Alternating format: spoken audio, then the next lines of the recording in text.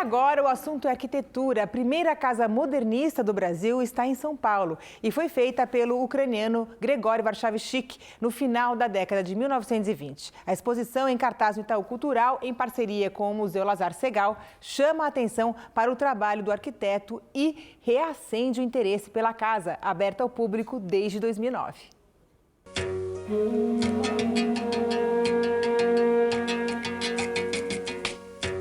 Abaixo as decorações absurdas e viva a construção lógica, decretou o arquiteto ucraniano Grigori Varshavchik. A casa que ele construiu para morar em São Paulo com a esposa e responsável pelo paisagismo do projeto, Amina Klabin, foi a primeira casa modernista do Brasil. A gente estava num cenário em que as construções tinham muito ornamento, era um misto, né, de influências, na sua maioria europeias. Então essas construções eram todas assim, quase que mini castelinhos, né? Quando o Varshavchik chega ao Brasil, em 1923, ele já vem com a influência do modernismo europeu e aí ele começa a fazer esses projetos. A primeira construção dele é a de 27, que é a da Casa Modernista, que ele fez como residência dele. Foi um choque muito grande.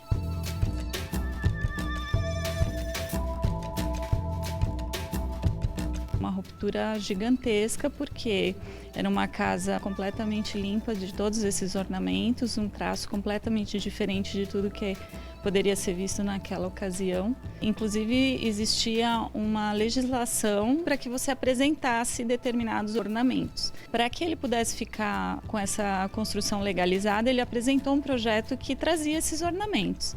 Só que na hora de executar, ele alegou que faltava recursos e fez a obra como ele desejava. Para defender as ideias, ele escreveu artigos de jornal que apresentavam o estilo proposto pela Bauhaus, a escola de arte alemã fundada pouco tempo antes, em 1919.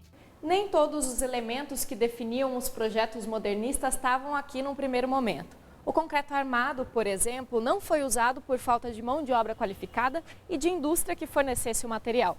Mas o conceito estava presente e, depois de uma reforma, o que era telhado virou um terraço com a aplicação do concreto. O vídeo compara o projeto de 1927 com a reforma feita em 1935. A geometria estava presente na luminária, na maçaneta e nos móveis projetados especialmente para a casa, frequentada por artistas como Di Cavalcanti e Anita Malfatti. A casa tem os sinais do abandono causado pela morte de Varshavchik em 1972. Um projeto de condomínio chegou a ser pensado para o local, tombado em 1984. Só em 2009 a casa foi aberta ao público. Uma exposição que reúne os projetos de Varshavchik desde a primeira casa e celebra a vida do arquiteto está dividida entre a sede do Itaú Cultural, na Avenida Paulista, e o Museu Lazar Segal, na Zona Sul de São Paulo.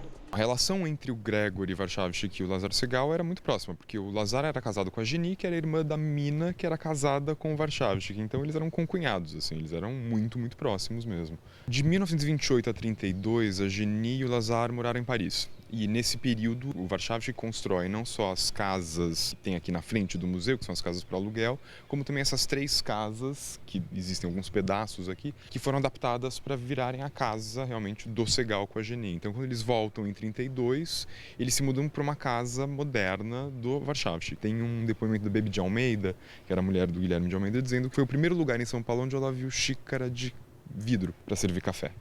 Então era um viver moderno mesmo, era um projeto de modernidade que englobava não só a arte, mas como também a vida. A arquitetura modernista ela é uma referência lá fora para o nosso país, mas a gente tem que pensar que ele inspirou muitos dos arquitetos que vieram depois e que tiveram uma projeção talvez muito maior que a dele. Para você ter uma ideia, o próprio Niemeyer trabalhou no escritório do Varshavchik, né, um escritório que ele compartilhou com o Lúcio Costa. Ele foi meio que aluno, discípulo, né?